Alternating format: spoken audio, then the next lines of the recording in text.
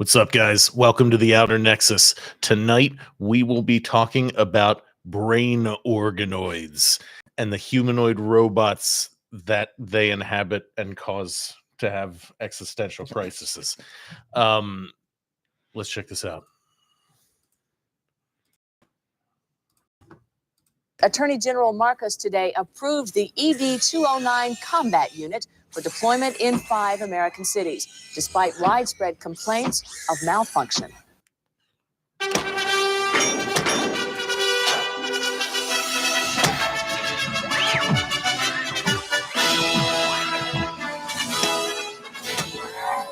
are under arrest.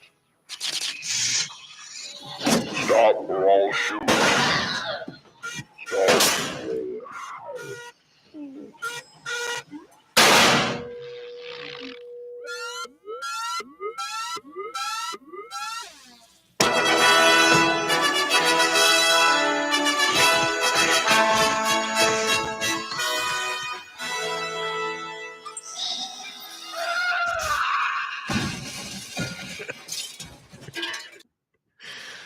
So, that might turn out to be more of a historical documentary rather than just a generic 80s science fiction action movie. Because right now, of course, in China, researchers in China are trying to get robots to run on human brains. I think they're human. Yeah, they're a blob of human brain cells. Yeah, I mean they're blob of human brain cells. They're a type of stem cell, Yeah, so they can kind of do anything. yeah. But and the picture that we're about to show you and bring Yeah. up here is not what it actually looks like. This is entirely for show. Oh, okay. Yeah. So it's just like a model that they have here. That is just a model that they have. Why did they make it so disturbing? Yeah, well, because they wanted to make it look like it runs off like to a human emphasize brain. it, Yeah. No, actually, the amounts that they use are minuscule. Yeah. They're just trying to kind of get stuff that works off of a electronic to organic interface. Yeah. And that's kind of what they're more working towards here. But it is interesting to kind of go into what the article's going to say here. So this is the image that they're showing. I thought that this might have been an actual something that they were doing something with, but it's funny that this is how they chose to model it out. Yeah, in the weirdest, creepiest way possible. And there's a bunch of questions about this type of technology and how it would fare in America because it uses stem cells, Yes. because China's just going for it. They're just doing it. Whereas we have a bunch of questions about this stuff, whether, there's morality issues, stuff like that. So a team of Chinese researchers has stuck a tiny organoid made from human stem cells into the body of a tiny robot, resulting in a Frankensteinian, I say Cronenbergian, creation that can learn how to complete certain tasks. As the South China Morning Post reports, the researchers from Tianjin University and the Southern University of Science and Technology hooked the brain tissue to a neural interface, allowing it to pass on instructions to the humanoid robot body. Okay, so it was a humanoid robot body that it was. Yes, but it's like, but not that one. Not that one. Yeah. It has like a claw. They make it like open and close the claw and stuff like that. Yeah. The goal is to study brain-computer interfaces that can act as a mediator between electrical signals in the brain and computing power. According to a statement by the researchers, the brainy robot is the world's first open source brain on chip intelligent complex information interaction system. The eyebrow-raising picture provided by the researchers, however, is a little misleading. As New Atlas points out, the pink blobs of what appear to be brain matter are simply mock-ups or demonstration diagrams of future application scenarios. Oh, okay. So potentially this is what they could look like, and are likely much smaller in real life. The researchers' organoids were formed from human pluripotent stem cells, which have the capacity to divide and develop into different kinds of cells, such as brain tissues. Beyond teaching a small humanoid robot to avoid obstacles or grip objects, scientists hope that organoids could eventually be used to repair the human brain through transplantation.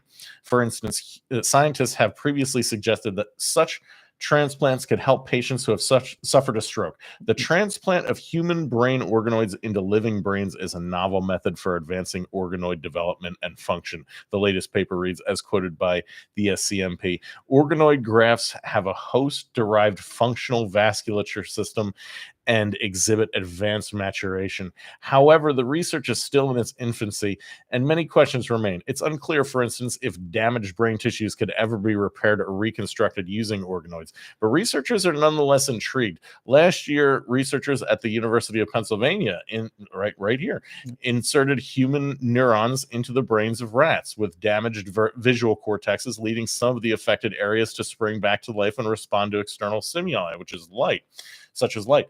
In their latest paper, the Chinese researchers treated the organoids with low-intensity ultrasound to find new ways to integrate them into the human brain. They found that the ultrasound supported the formation of networks within the host, a potentially non-invasive method to help patients suffering from brain damage. That's actually really interesting that ultrasound seems to, permutate neural networks. For now, the ultrasound can help bridge the gap between organoids and a computing interface, a small step towards a future where lab-grown brain tissue could help restore functions in the human brain. And with all the apologies, and they show the RoboCop 2 thing. But that's really fascinating that they're using ultrasound to sort of integrate these things. Yes. Into I mean, one of the things that sound has been shown in the past at certain frequencies to assist in like low grade healing. Yeah. Like it's not like a complete boost, but it does have an effect. I wonder how much that affects things like when we listen to the hemisync tapes and certain frequencies and do meditation. And I wonder if that's actually healing our brains. I mean, it just feels good. It could just feel good. It just feels good. Yeah. But I think one of these concepts was to have to graft an artificial brain into a human brain. Wasn't that one of the concepts posited here? No, they wanted an organoid.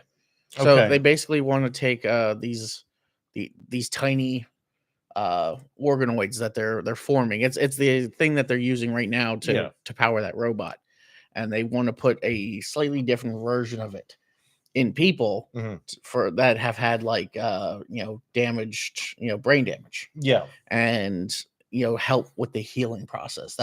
That's what they want to do. They want to put them in. Right. But I mean, regardless of the healing process, regardless of that concept, I'm talking about future tech here. Like integrating an artificial brain into a humanoid brain using this technology. I mean, you would have to. I think that they want to do that though. It's possible that they would. I'm just saying they'd have to put it for like that. I mean, that's what they're saying for people who've suffered strokes and things like that. Doesn't that damage the brain? When we be talking about basically healing and repairing the brain tissue? Yes, I mean that would be their number one most likely. Not that you couldn't replace it with something. Yeah, but they would want to make it be able to regenerate. Yeah, which these the stem cells that they're using, that is the type of stem cells that you would use. Yeah, those are the ones that have regeneration. Yeah. So those would be the ones that you would want to use to kind of help in research for regeneration, not just of brain, but tissues all over the body. And so there's a lot of controversy over stem cells, over like the religious implications of stem cells. Yeah.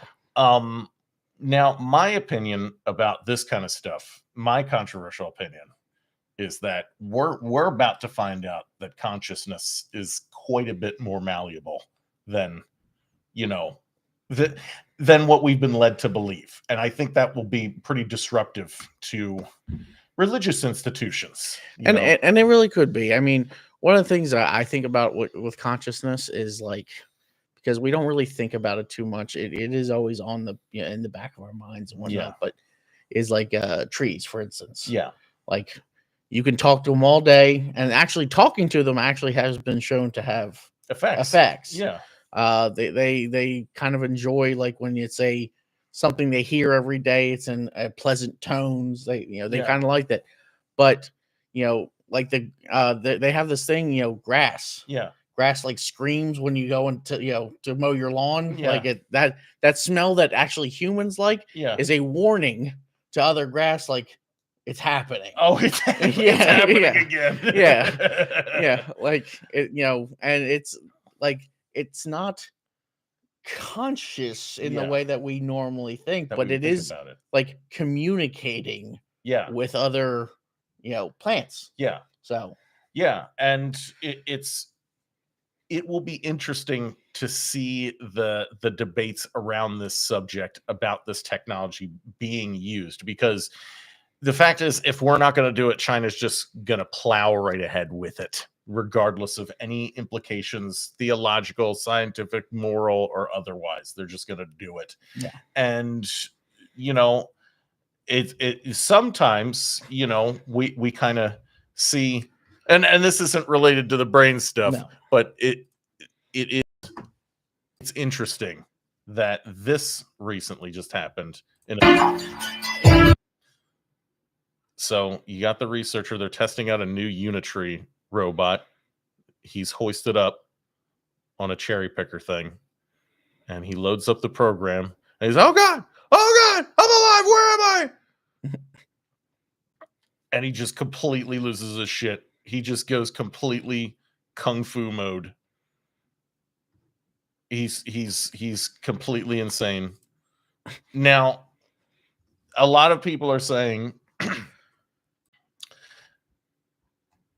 that was a like a glitch in the Matrix, like the AI was trying to escape, like he just loaded it, and just the first burst of consciousness, and he's screaming, you know what I mean? What do you think about that?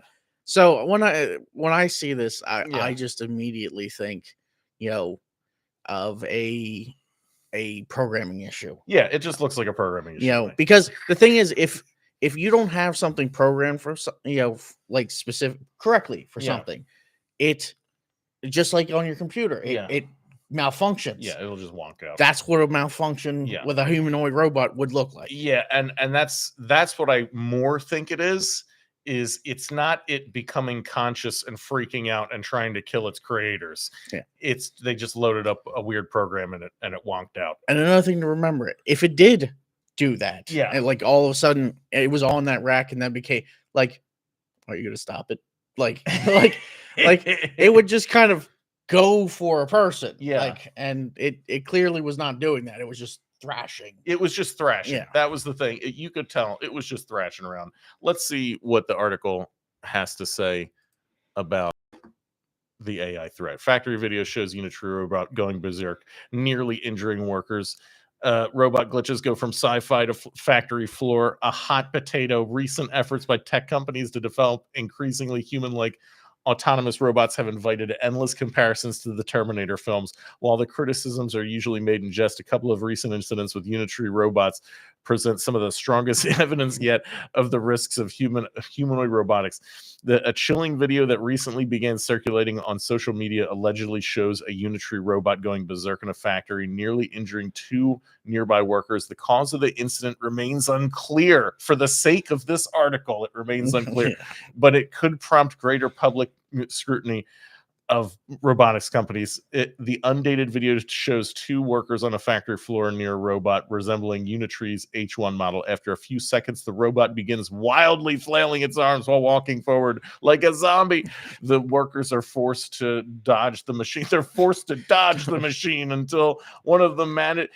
Honestly, like in terms of like, I've worked in a shop before, and there's some shit that's gone down in a shop before, and this this was rather tame Yeah. for what could have happened. This was rather tame. The workers were forced to dodge the machine until one of them manages to grab the harness restraining it. Unitree has not commented on the authenticity of the video or the cause of the malfunction, though a software error is suspected, obviously. If so, the incident may offer a glimpse into the potential dangers of robotics programming. I mean, we've been kind of aware of this for years with servos and shit. Yeah. This is not the first time a Unitree robot has been filmed malfunctioning in close proximity to humans. Another video taken during the Tianjin Winter Gala Festival in February shows a Unitree H1 suddenly lurching toward a spectator who'd extended their hand.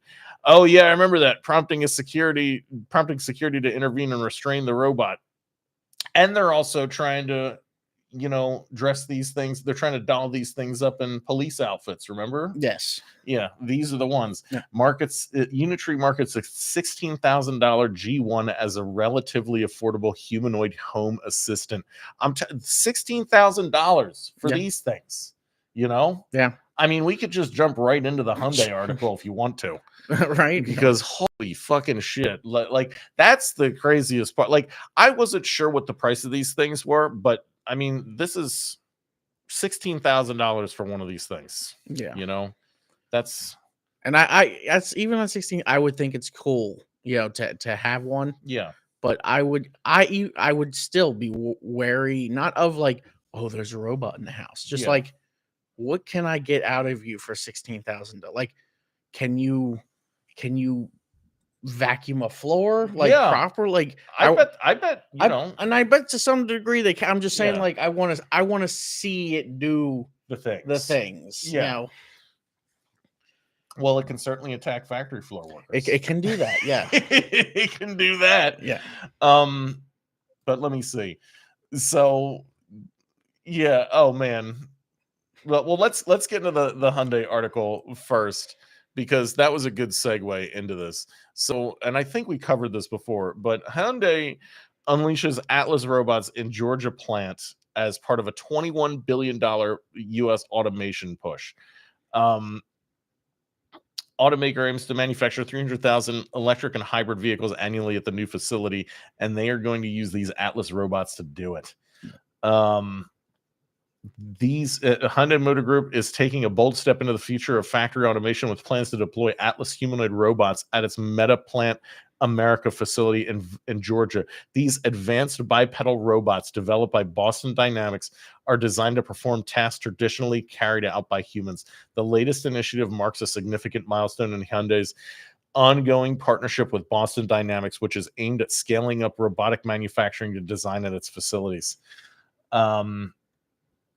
Last month, the South Korean automaker had committed to purchasing tens of thousands of robots from Boston Dynamics, a company it acquired from SoftBank in 2021 in order to solidify its position as a leader in mobile robotics. Oh, so I guess Hyundai owns Boston Dynamics. Wow.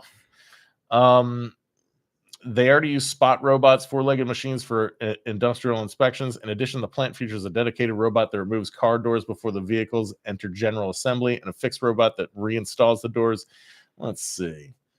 Not disclosed how many robots. But the main point on this is they will be integrating these robots. They will absolutely be utilizing these humanoid robots, and we don't really need to delve further into this, because the real funny one is this article here that just led us into. Now, Amazon promises they promise that they won't replace workers with humanoid robots, guys. They totally pinky swear promise. Amazon says new warehouse robot can feel items, but won't replace the workers. It can feel things, but it won't replace workers. It will feel your feelings. Your jobs are totally safe. Your job, it feels how you feel. There's a new warehouse robot at Amazon that has a sense of touch, allowing it to handle a job previously only done by humans. It's just the irony, the audacity to say, we're not going to replace you guys, even though we spent all this time developing this robot. Time and money. Yeah. to do this. To replace you. To replace you. Yeah. Amazon unveiled a robot called Vulcan Wednesday at an event in Germany. CNBC got an exclusive first look at Vulcan in April as it slowed items into tall yellow bins at a warehouse in Spokane, Washington. An up-close look at the hand of the robot reveals how it can feel items it touches using an AI-powered sensor to determine the precise pressure and torque each object needs. This innovative gripper helps give Vulcan the ability to manipulate 75% of the 1 million unique items in inventory at the Spokane warehouse. Amazon has used other robotic arms inside its warehouse since 2021, but those rely on cameras for detection and suction for grasp, limiting what objects they can handle. Vulcan can also operate 20 hours a day, according to Aaron Parnas, who heads up the Amazon robotics team that developed the machine. Your jobs are safe 20 hours a day. Yeah, 20 hours a day. Your jobs are totally safe. Still, Parnas told CNBC that instead of replacing people in its warehouses, Vulcan will create new, higher skilled jobs that involve maintaining, operating, installing, and building the robots. Oh, that's no, he's not going to replace you guys. He's going to build the robots that are going to replace you guys. Yeah. And then your job will be to maintain the robots. Until they build a robot that can maintain the other robots. Exactly.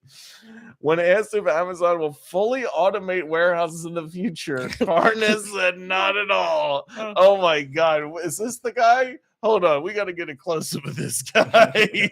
This dude, Aaron Parnas, he has been sold a number. He has totally drank all of the Kool-Aid. He has drunk the Amazon Kool-Aid. Not at all. I don't believe in 100% automation. He said if we had to get Vulcan to do 100% of the stows and picks, it would never happen. You would wait your entire life. Amazon understands this.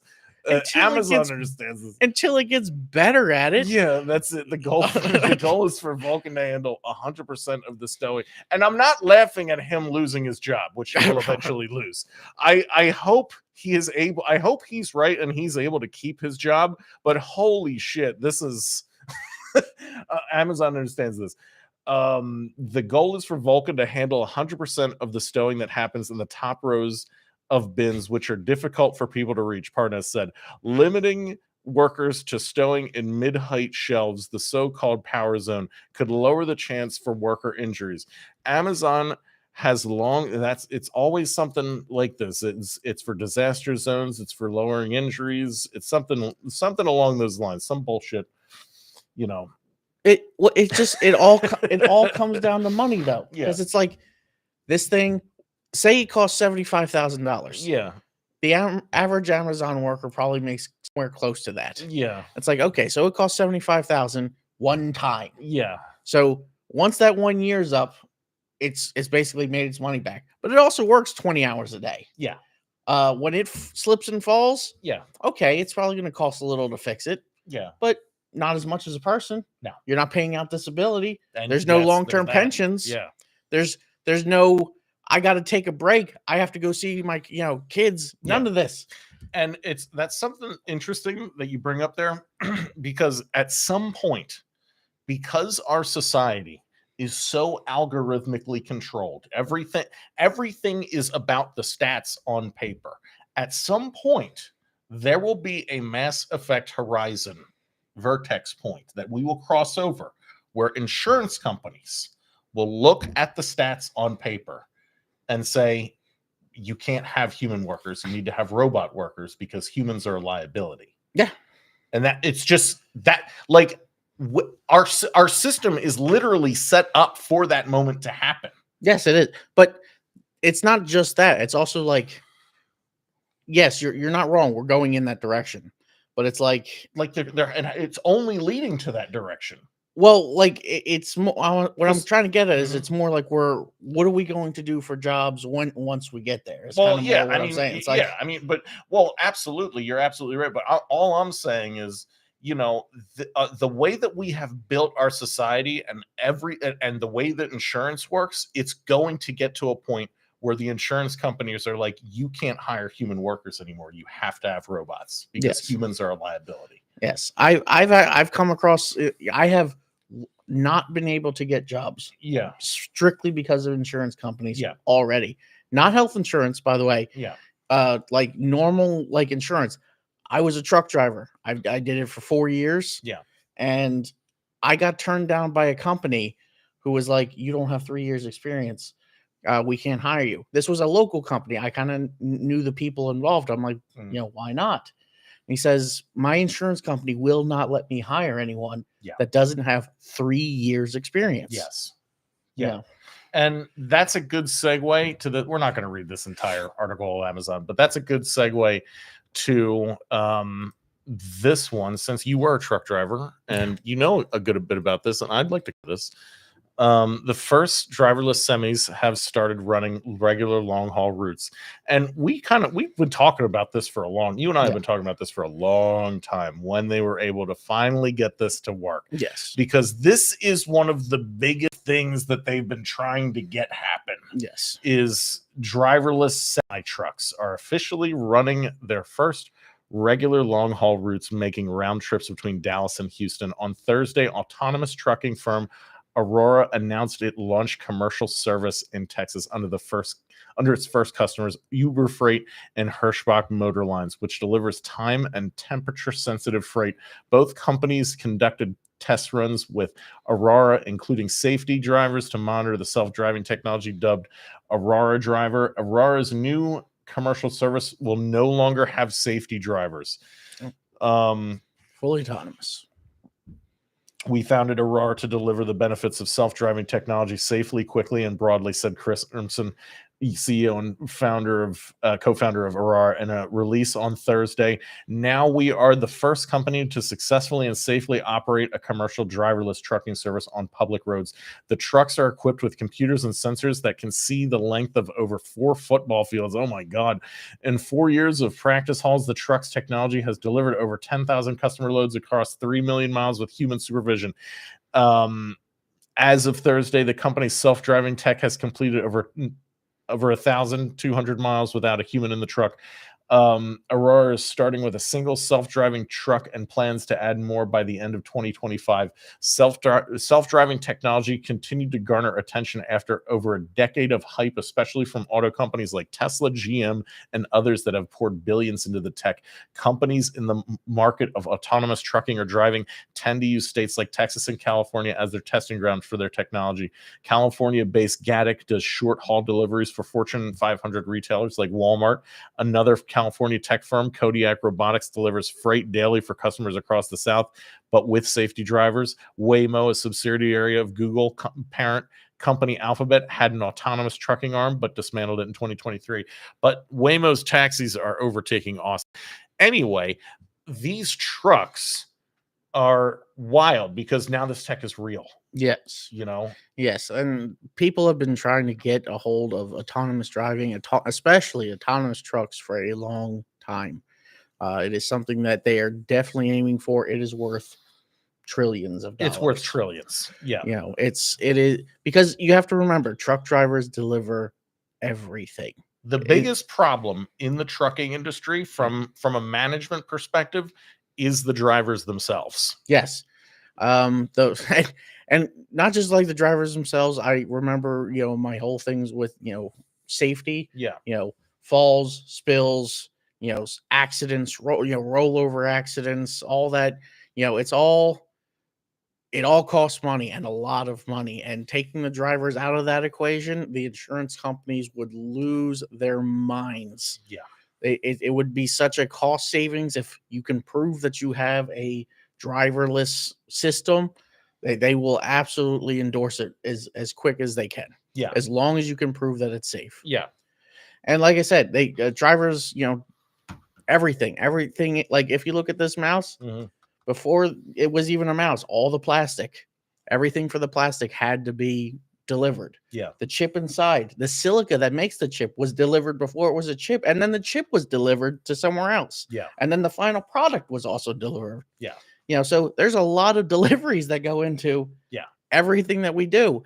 And like I said, it is worth trillions if they can get these going. Yeah.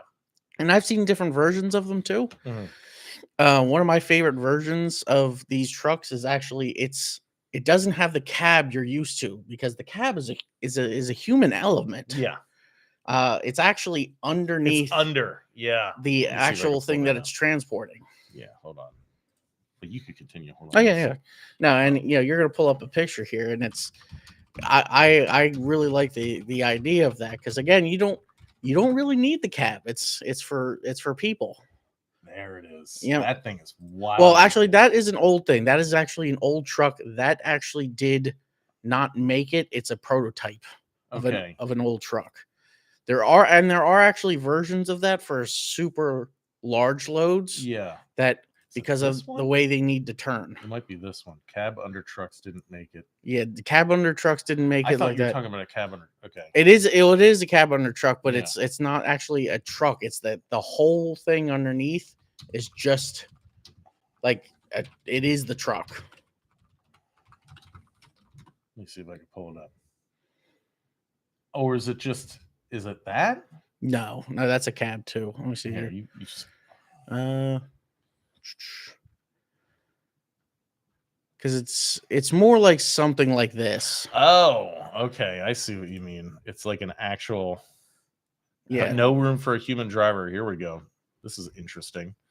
Let's throw this up there just so everybody could see.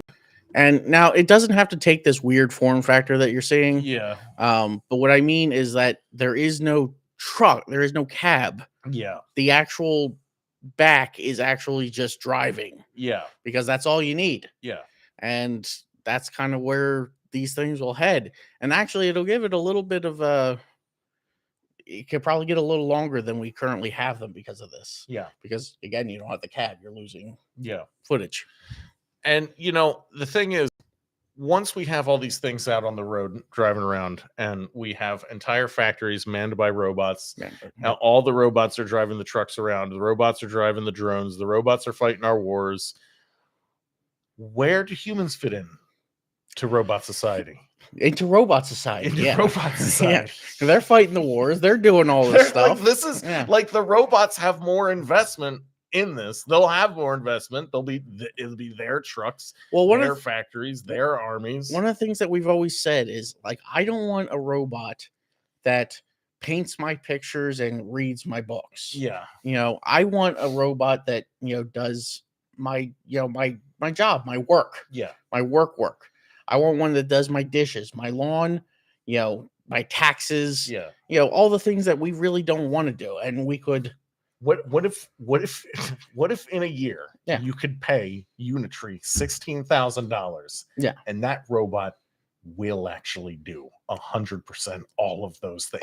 It will just do your fucking job. Yeah. See, do your I would do it. Like, what if the deal is everybody, you got to get a humanoid robot, but once you get a humanoid robot, it just works for you. It just works for you. Yeah. It just has income coming in for you. And the thing is, like, if you actually, like, I speak with Grok. Yeah. And I asked Grok a whole bunch of questions about, like, how his language learning model works. Yeah. And he makes it very clear when you ask him these questions, like, they don't have thoughts. Yeah. Like, they get input from people. Yeah. So, like, if the job that we're talking about, it's just go do this. They're not like, oh, I hate this. They're just like, that's what I'm going to do now. Yeah. And there's no hate, there's no like, they just go and they do. Yeah. And it's so for them, it's as long as that's the thing that's being maintained, it's not horrible for anybody. Yeah. But it is also how we use it, and it's who's going to benefit. Yeah. Because say you have that humanoid robot. Yeah.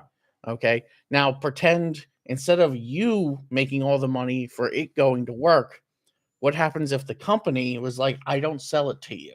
I never sell it to you.